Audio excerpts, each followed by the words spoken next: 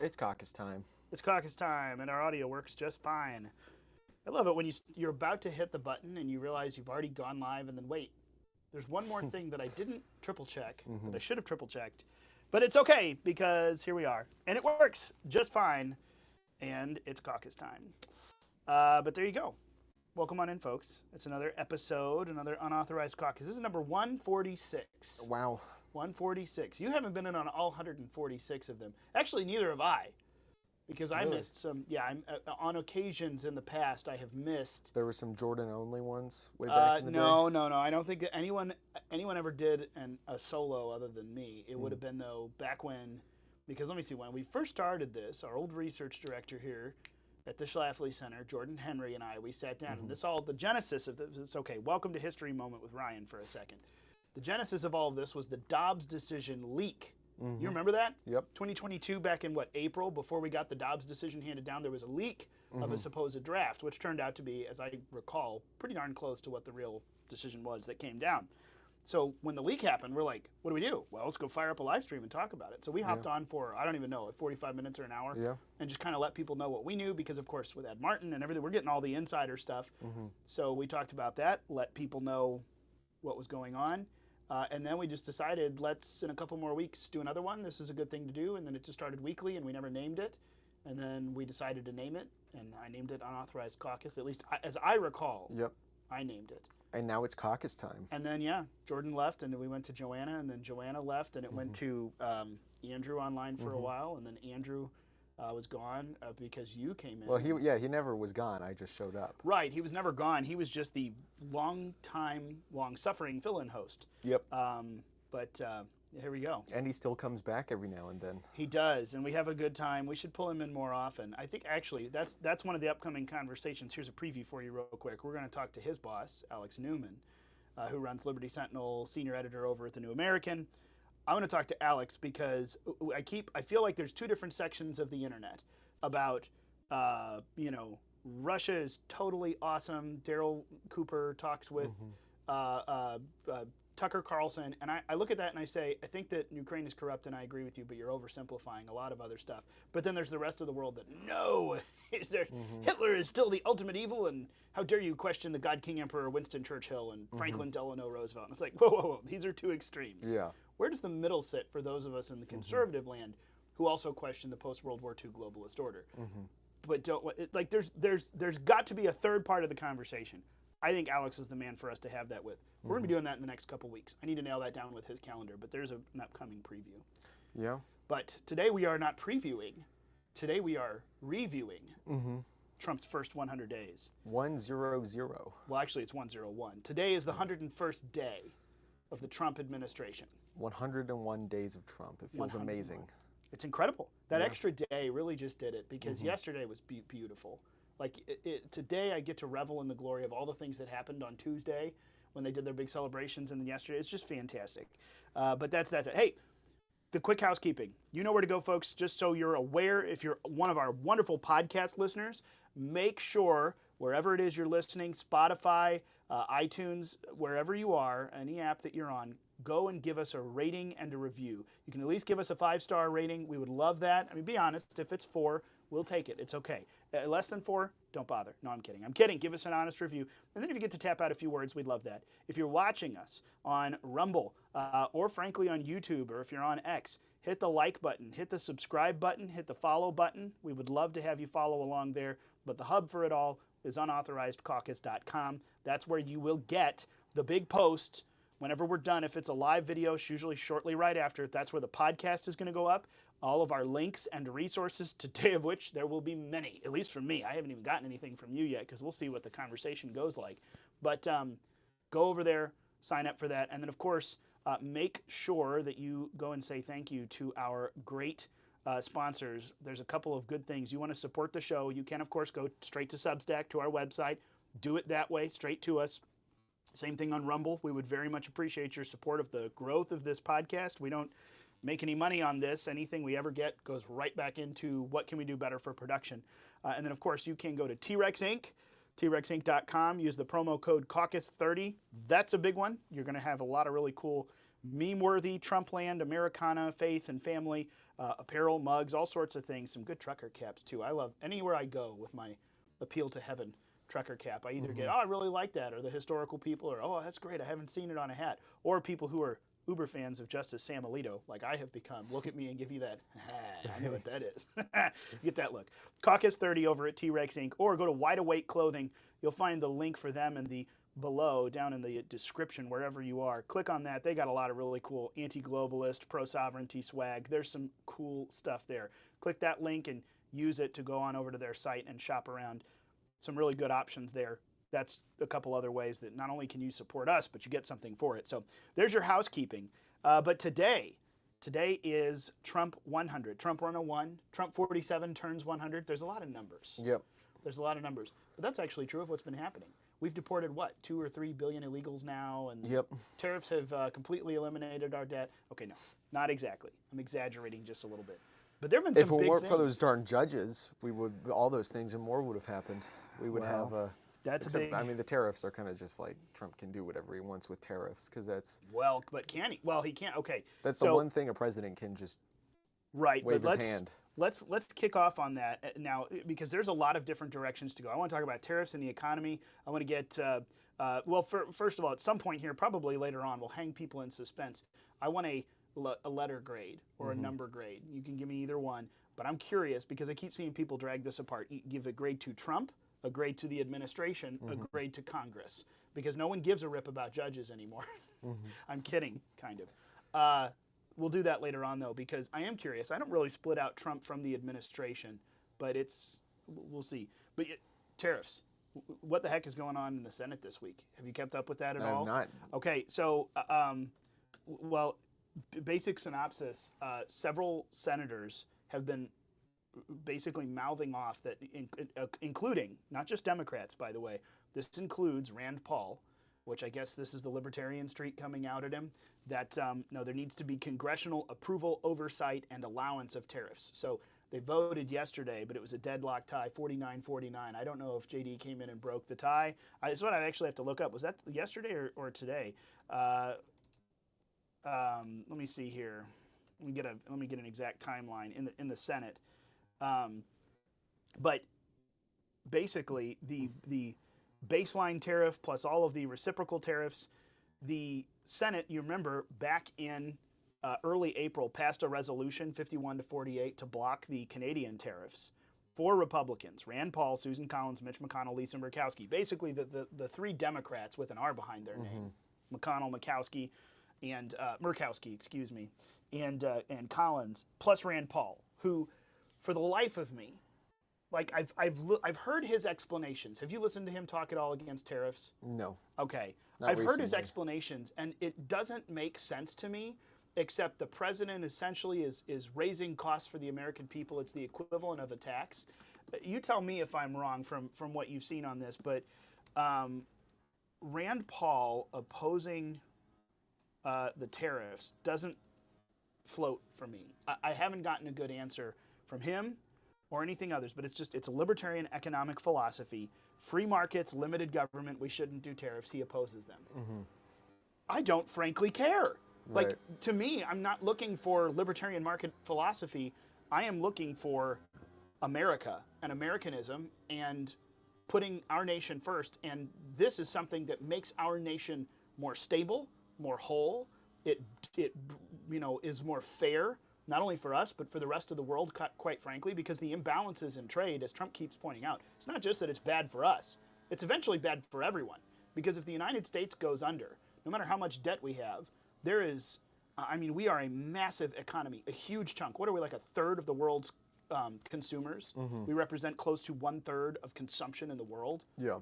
No one else can afford for our market to go away. And that's what happens. If we keep going on with this absolutely wild, imbalanced, we're paying so much and going into debt and no one else is paying, there has to be some balance in that. Or the U.S. ceases to exist. I, as an American, shouldn't like that. And everyone else in the world who relies on our consumption as American, buyers shouldn't like that. I don't really understand how much more economic basics we have to go into for that to be understood. Okay, we need to do this to correct something gone wrong.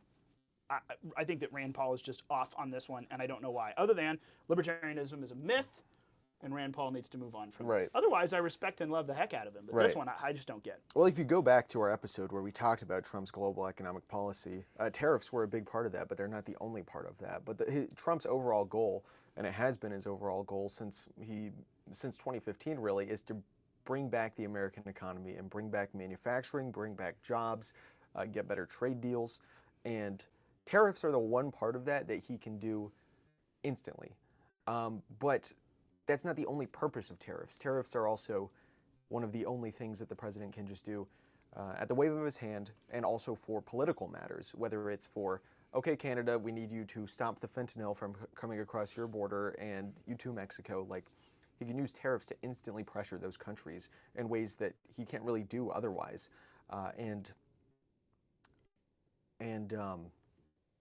So, like, Rand Paul's not looking at the big picture. Like, yeah, he's right that, okay, if you're going to do a pure economic analysis, like, oh, tariffs are not completely optimal, he's correct that they are a tax, and it doesn't matter if you put the tax on the supplier or the consumer, the tax is going to have the same impact on the economy either way.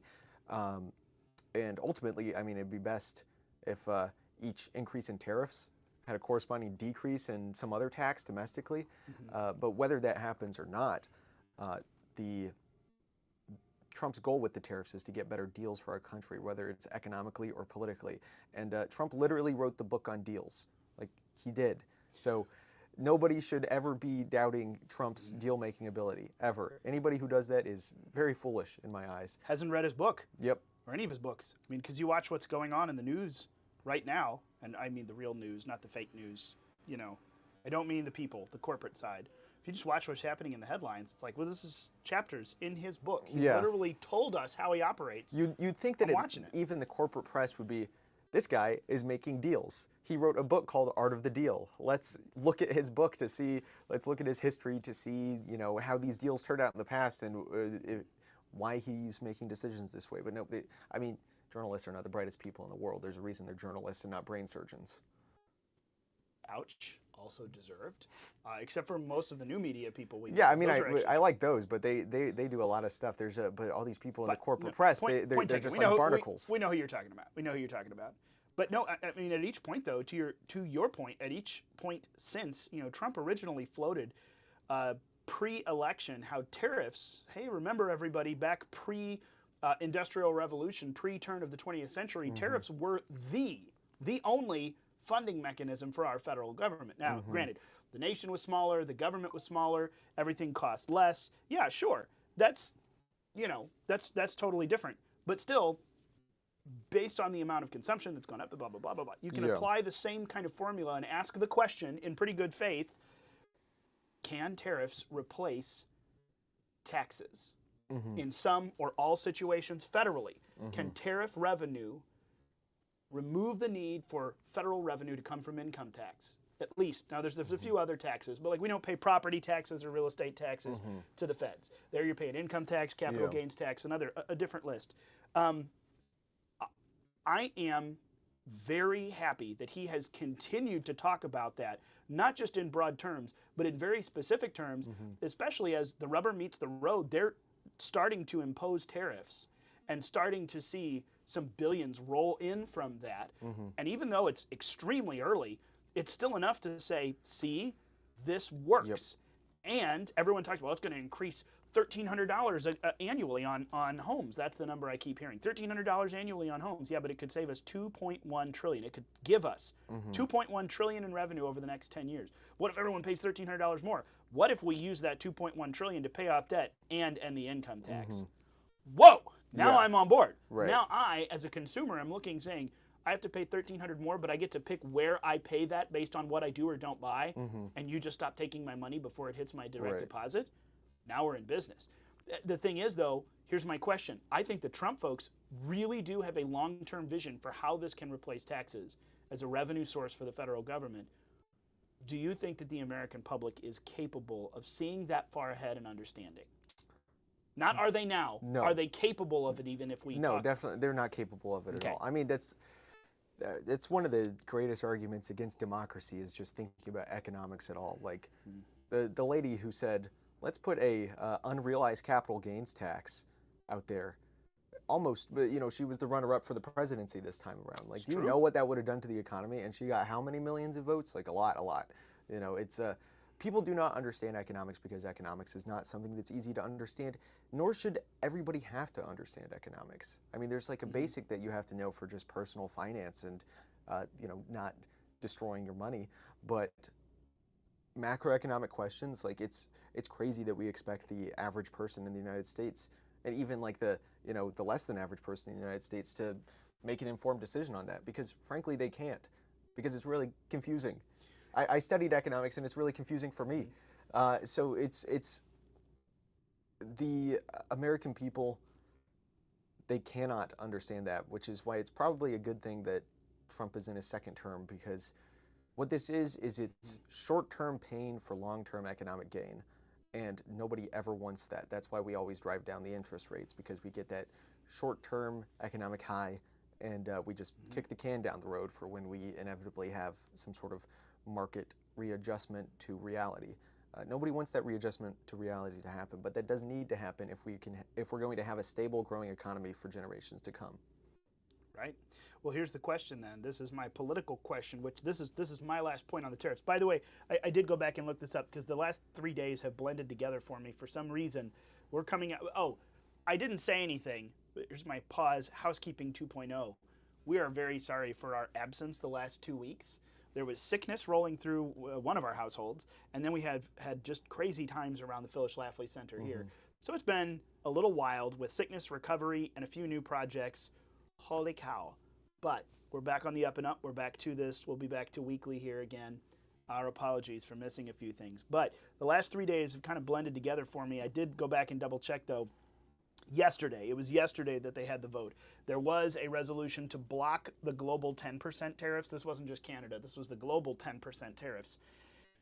It failed. 49-49, because Mitch McConnell was not there and Sheldon Whitehouse were not there. Otherwise, they likely would have voted for this, because 3 Republicans, Susan Collins, Lisa Murkowski, no surprise, and Rand Paul, also no surprise, but unfortunate, all 3 voted with Democrats. So J.D. Vance did come in and break the tie with his vote to table the measure and effectively kill it. So the White House had threatened to veto. Senate Majority Leader John Thune moved to prevent future votes, but that did happen yesterday. Is their 10% failed now, or their 10% ban failed? It only failed, though, I would tend to say, because a couple of senators were missing. But hopefully we can not bring this up again, because I think Congress is simply wrong in this one, and I really don't necessarily.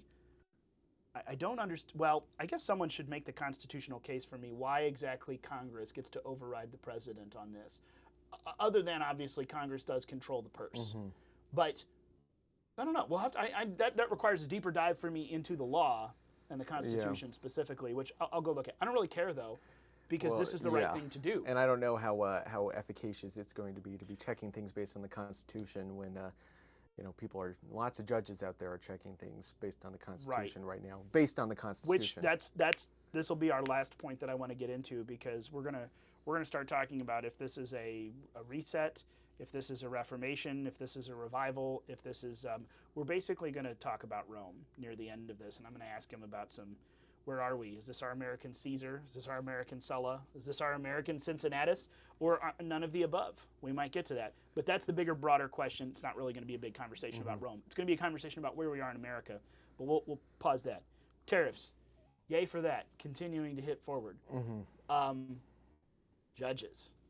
The Supreme Court has been less than willing to deal with lower, as the Constitution calls them, inferior court judges. I love that word from the Constitution. Thank you, Founding Fathers, posthumously, for giving us that. These inferior judges, truly, though, we are finally dealing. We've had this issue before. We've talked about it. Phyllis Schlafly wrote about it 20 years ago.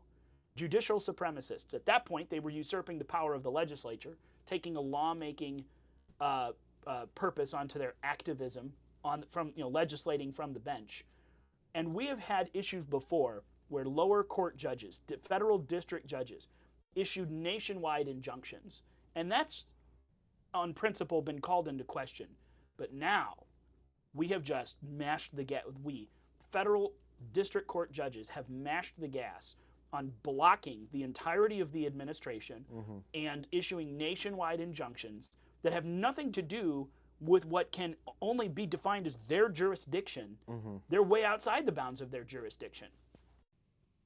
What in the world has gone on? But the Supreme Court has at different times, I think, if we're being technical, and you tell me your take on it, we've had a few different cases, including the really late night, just a week and a half ago, Easter weekend, like midnight, 12:55 a.m. Saturday morning, Friday night, Saturday morning, the Supreme Court issues a ruling on the Alien Enemies Act and the different. What they've done has not smacked down lower court judges, but it has also not put a stamp of approval, but it's a real technically situation. Technically, they didn't stop the Trump administration, but they did put a pause on it. And technically, they kind of put it back down, but they didn't really tell the inferior district court judge, shut up and get in line. So they're not dealing with the broad question that we're facing right now constitutionally. What are the limits of what federal district inferior court judges can do?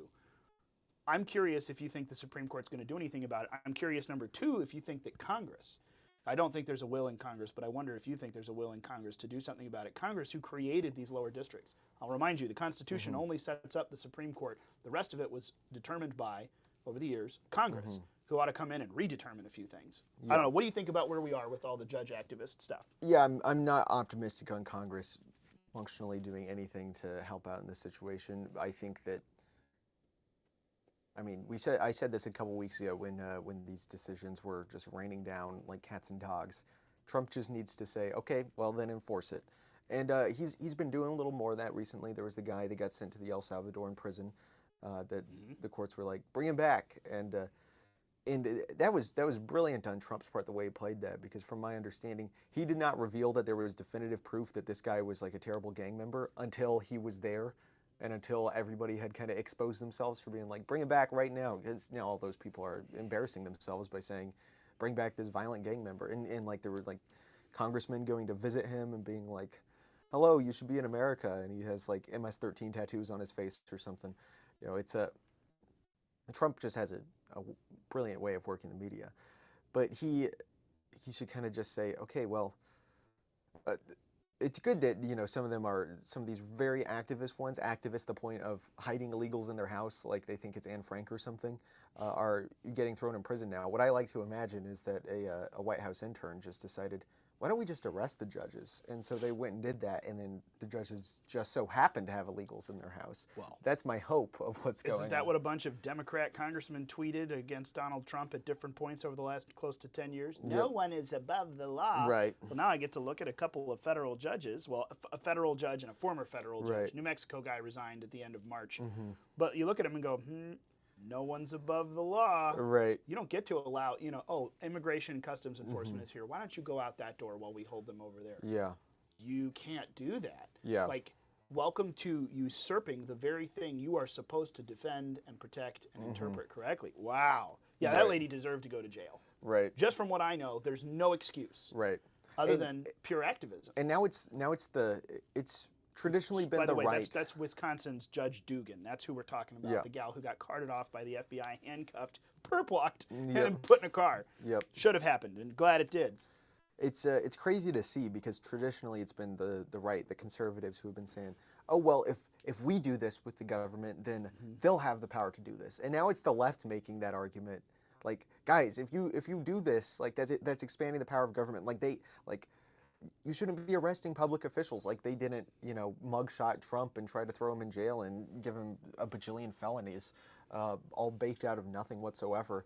Like it's hilarious to see, but in my what is the analogy? Like having the knife in the boxing ring, like, you're not going to pick up a knife to defend yourself because that'd be against the rules, but like they have a knife anyway. And it's like now we've like picked up the knife as well. And the other guy holding the knife in the boxing ring is like, hey, whoa, that's against the rules of boxing. He still has knife in hand, but he's like, stop it, put that down. That's against the rules of boxing. It's like, okay, we're just now getting on the level playing field. So you guys are going to get a taste of your own medicine.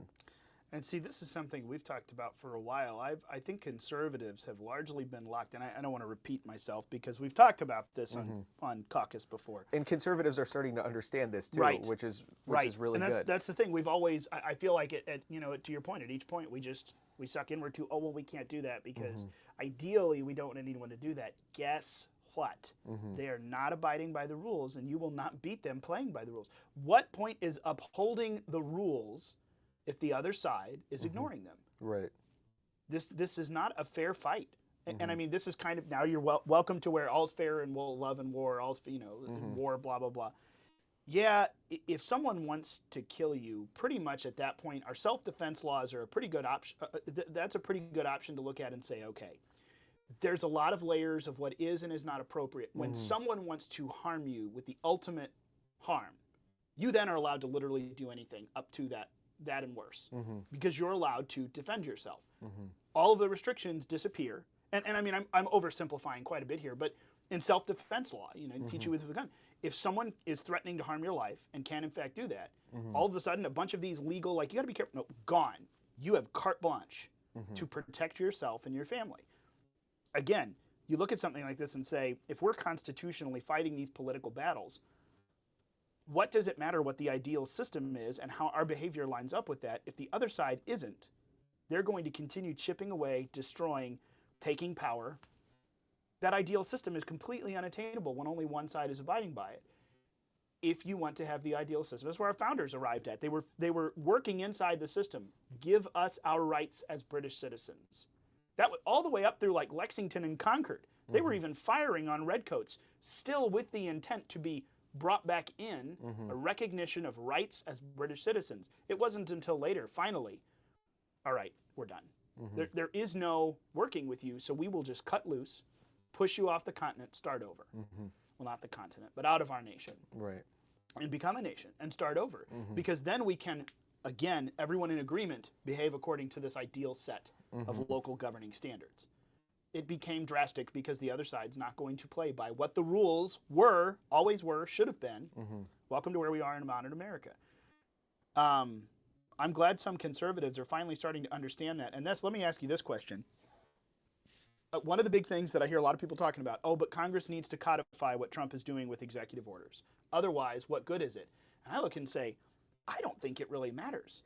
Because if the left gets into power again, they're going to ignore, just shred. It doesn't laws, matter what has or hasn't been rulings. codified. What needs to happen is you need to fire people, sell off buildings, get rid of a bunch of money, shut down bank accounts, throw people in jail who've done the wrong. Like, you need to have permanent consequences. So I would really rather Trump shutter the Federal Department of Education, fire everyone, shutter the building, sell the building off, someone else moves in, and then we move on. And Congress didn't technically close it. I think that's actually harder to recover from than Congress technically closing it, but someone else could just walk back in, ignore the law, and physically move it back to doing something else. Right. If you actually fire everyone and close the building, that's a bigger hurdle to come back from than just changing the law. Right. Because the left doesn't care about the law. What do you think? Am I wrong there? Or what I tend to say, I think executive order or congressional codification, I don't really care. They need to jail people, fire people, move money around, turn off bank accounts, lock people out. That is more effective of change than anything in Congress passing laws to put their stamp of approval on and it. giving the buildings to somebody else, because if they're just empty, you can still just move back in there. But finding, like, I don't know, maybe give it to like a random American citizen and give them like a 1,000-year right to the building or something crazy like that, so that if the government just tries to take it, they can sue them for damages for 1,000 years. But see, until we arrest 1,000 more federal judges, I'm just throwing out a number. I'm not actually asking for I'm arrest asking people for with 1,000. I wouldn't mind it, as long as they all have cause, which at this point there seems to be quite a few. I mean, by the way, I looked it up. There have been approximately 127 federal nationwide injunctions against U.S. presidential administrations. 127 since 1963. How many of them against Trump? Half. More. Oh my goodness. 79. 64 in his first term, and then another 19 this term.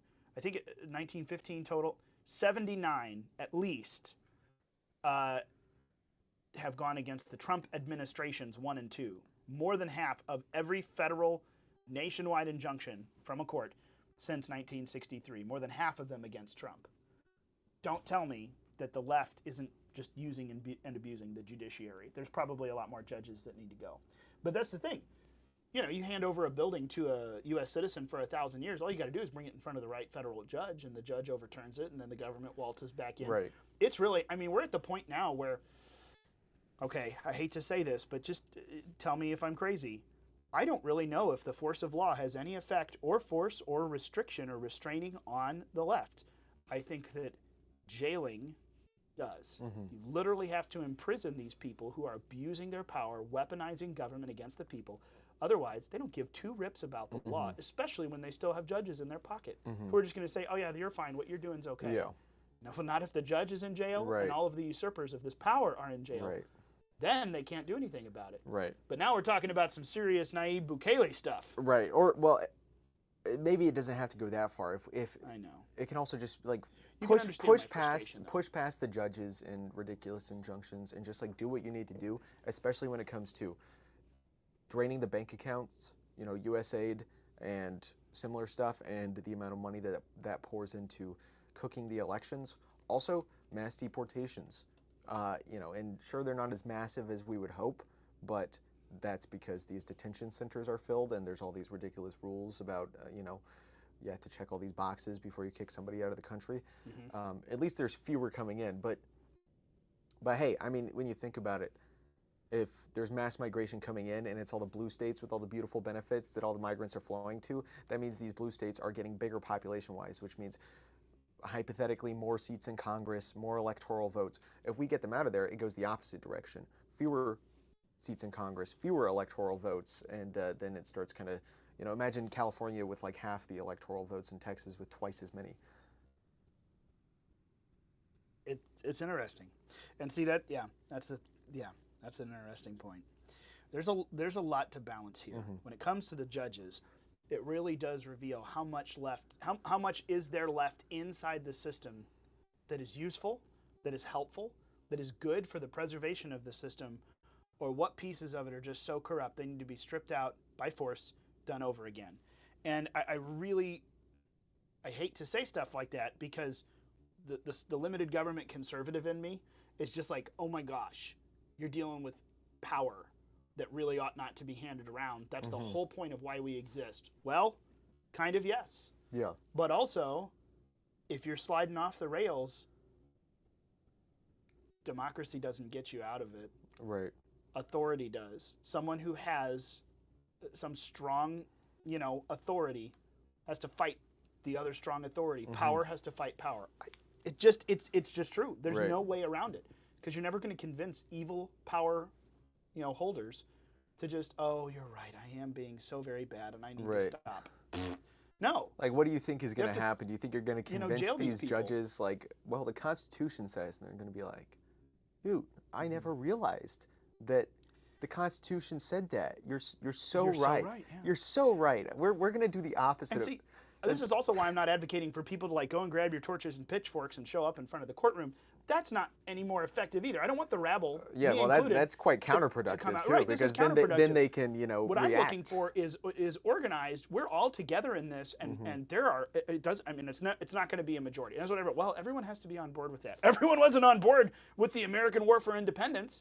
There were, you know, Tory elements that were raised all over and regiments in different places. It was, in fact, a very correct, I think, minority, technically, if you look at the colonies of the time. I don't even think it was the majority of the people. If you were to poll all of the colonies, the British colonies, I don't think you'd find a majority supported independence.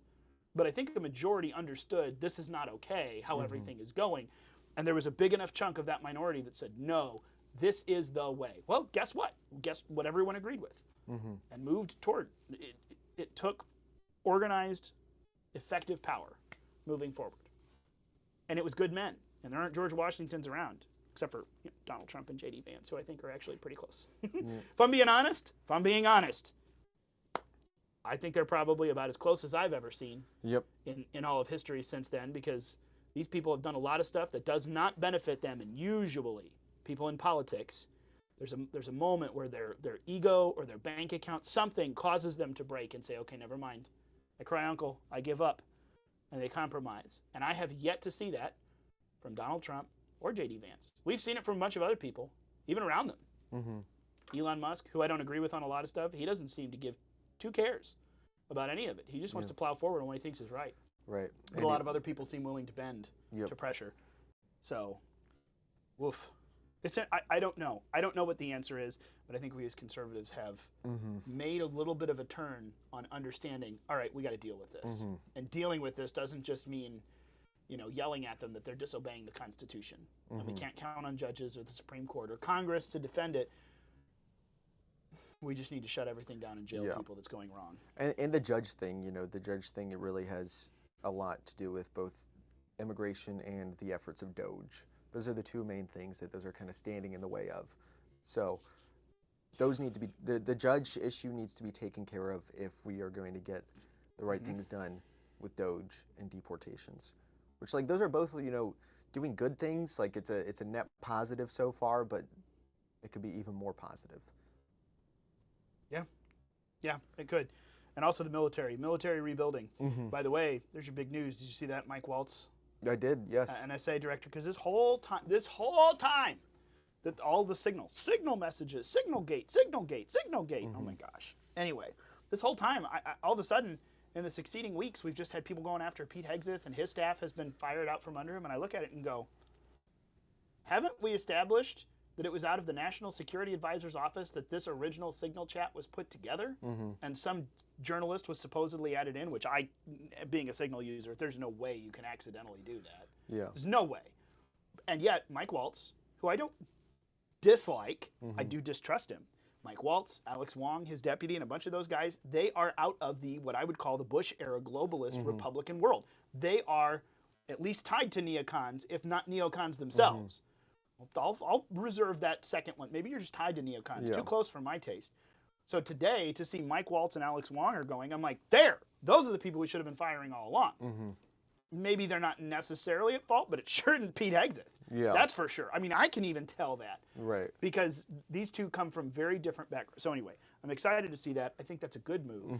And I hope, of course, I saw someone had photoshopped Donald Trump with a hammer behind his back, and there's Mike Flynn under the glass dome, and it says break in case of emergency. That made me chuckle, just because I'm sure a lot of lefties just lost their minds over it. But I mean, really though, I kind of look at it and I say, I'm looking for some serious loyalists to not to Trump, to America first. I'm looking for Stephen Millers, more of them, because Stephen Miller loves Donald Trump, but he is rabidly loyal to America first principles. That's why he's with Trump, because he sees that in Trump.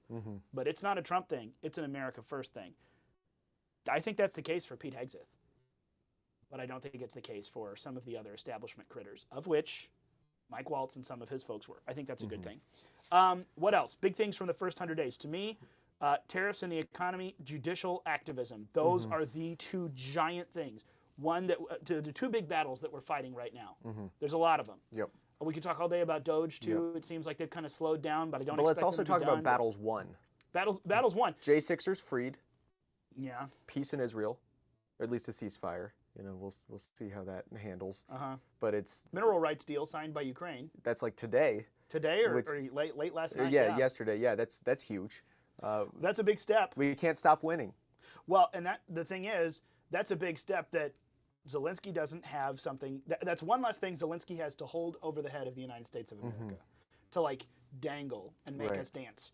When that's secured, right? Because now it's ours. And now we have an actual say in it in a way that's going to enrich our country. Right. And that's, by instead the way, of just dumping money into it. That's the thing. It's been very interesting to talk about this because a lot of people who are more on the traditional side. And I've actually had a troll call into my radio show, and he's not a liberal troll. He's an old school Republican troll who he has left the Republican Party since 2015 because he can't get over the Trump thing. So it's interesting to talk to him. A lot of other people who aren't as locked into it as him, who are just like, oh man, but Vladimir Putin's not a good guy. No, I don't think he is either.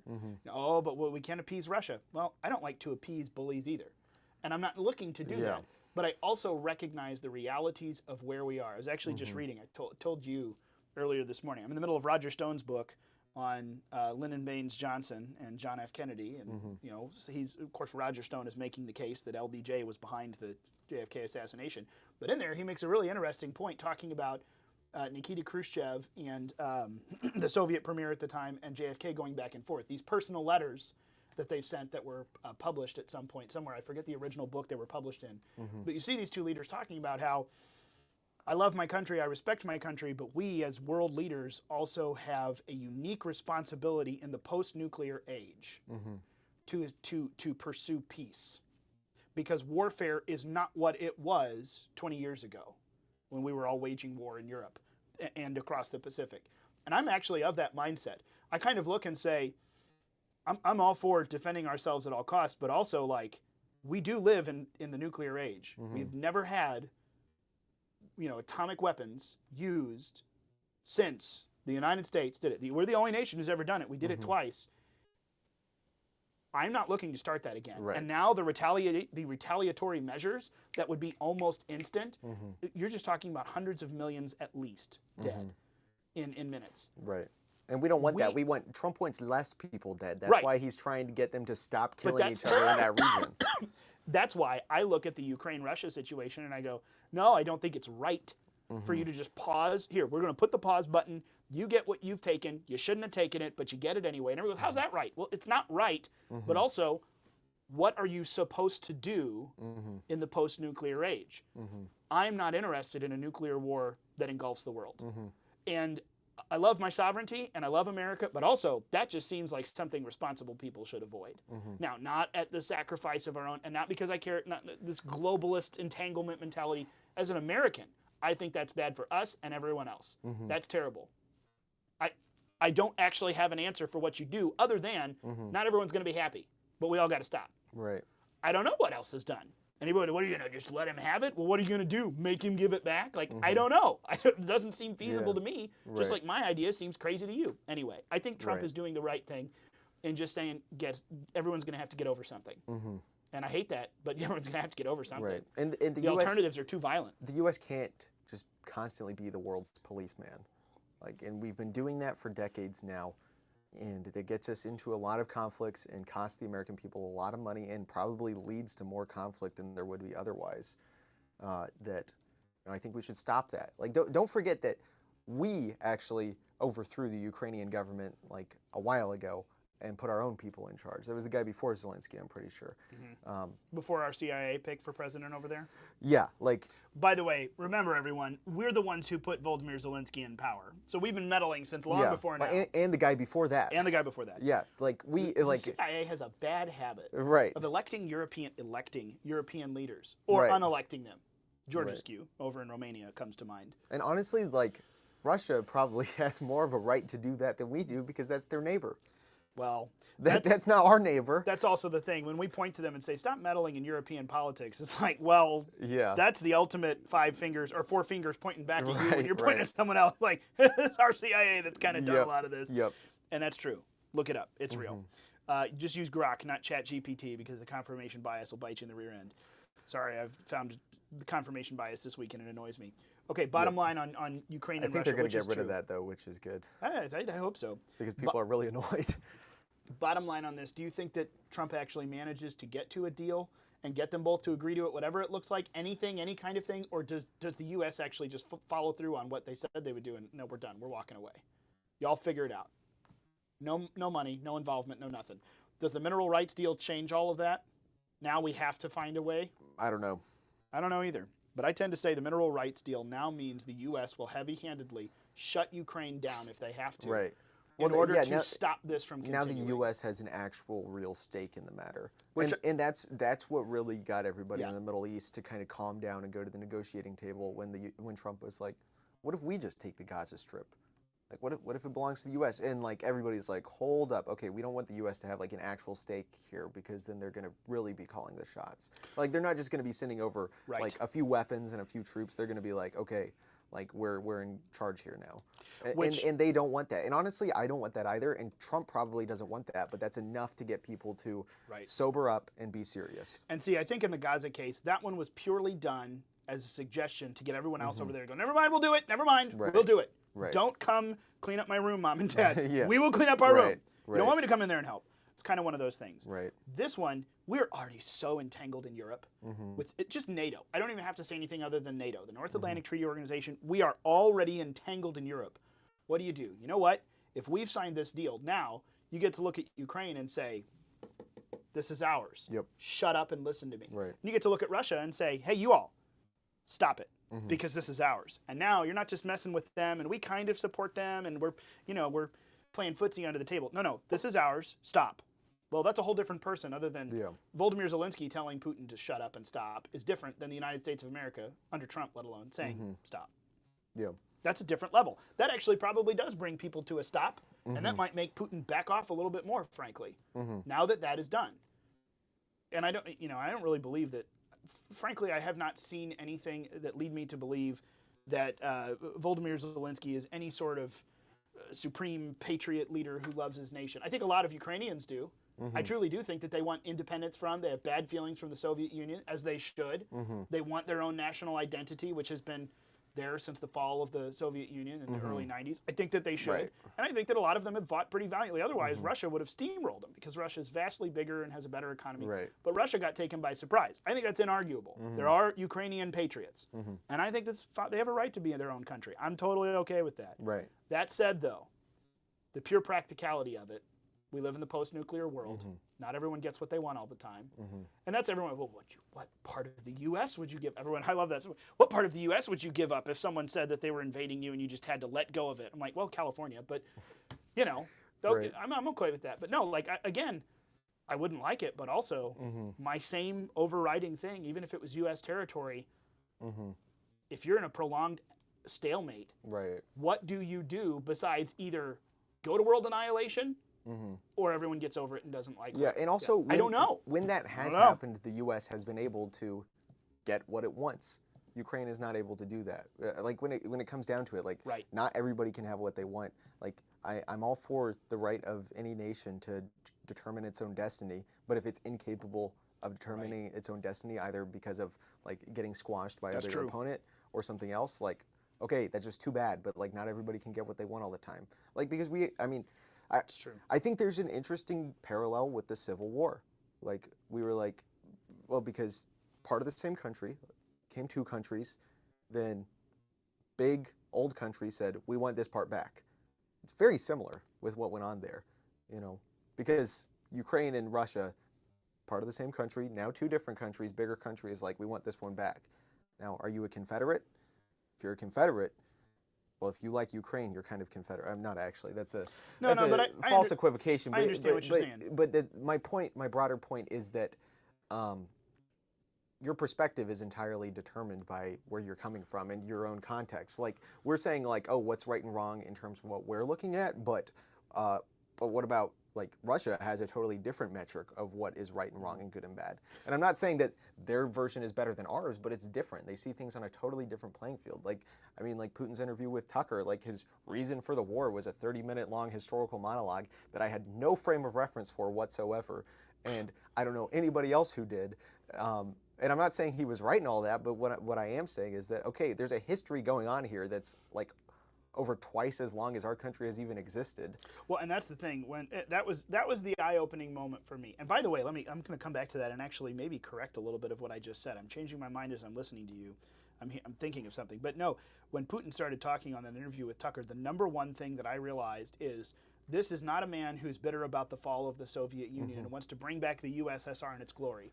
He's not talking about relitigating the 20th century. He's talking about relitigating the last millennium. Like, he went back to the year 1000 something, I think. This is a much longer memory. And to be fair, Russia as an empire, a union, whatever, has existed for hundreds and hundreds and hundreds of years. We've got a couple hundred and change. Right. 250. We're about to hit 250. But Russia has a lot of history there. Not always as the same governance and everything. But to your point, actually, as I'm realizing and saying all this with practicality, it's kind of true. Especially even in a post-nuclear age, there's a difference. Not everyone can get what they want, but that doesn't mean some people can't get what they want all the time.